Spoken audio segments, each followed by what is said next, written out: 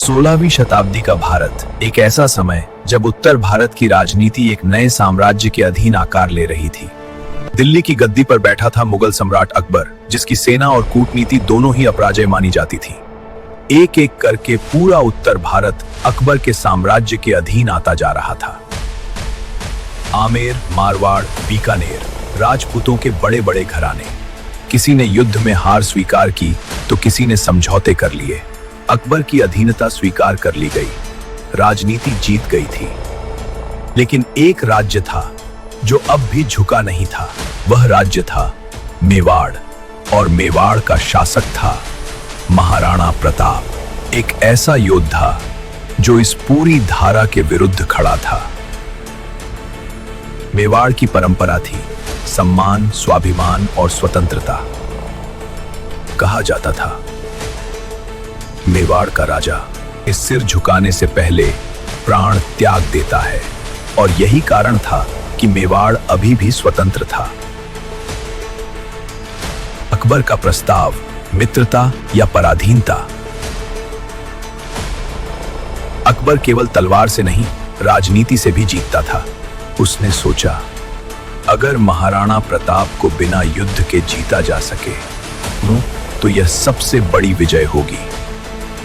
इसी सोच के साथ अकबर ने दूत भेजने का निर्णय लिया। एक नहीं, एक के बाद एक 4 दूत।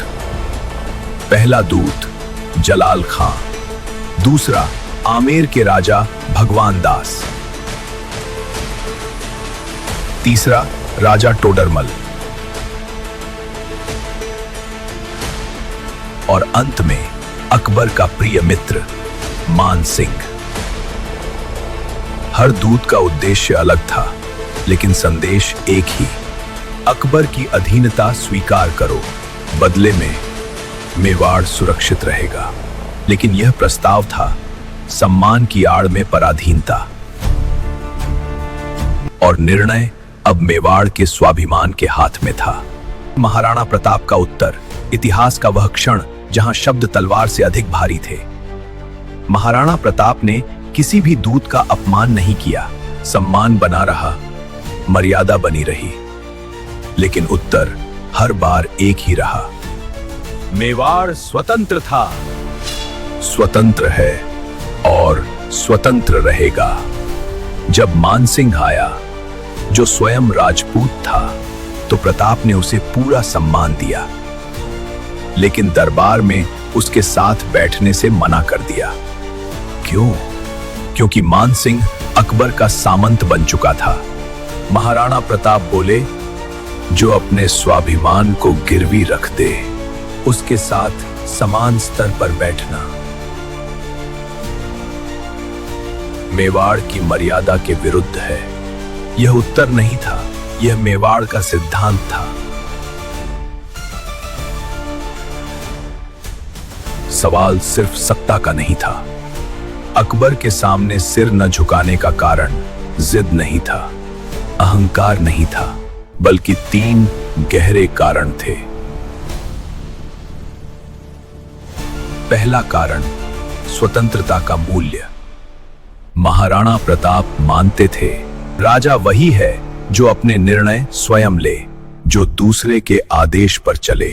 कि वह राजा नहीं, प्रतिनिधि होता है। दूसरा कारण, पूर्वजों की आन। मेवाड़ वह भूमि थी जहां राणा सांगा ने बाबर से युद्ध किया, राणा हम्मीर ने दिल्ली सल्तनत को चुनौती दी। प्रताप जानते थे, अगर मैं झुक गया तो आने वाली पीढ़ियां खड़ी नहीं हो पाएंगी।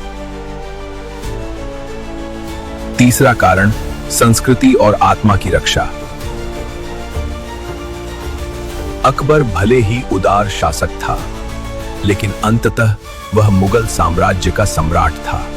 प्रताप नहीं चाहते थे कि मेवाड़ की नीतियां दिल्ली से तय हों, राजपूत सेना मुगलों के लिए लड़े, मेवाड़ की पहचान मिट जाए।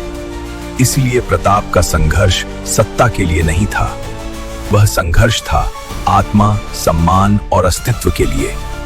हल्दी घाटी, सम्मान बनाम साम्राज्य, यही वह भूमि थी जहां इतिहास ने सांस रोक ली।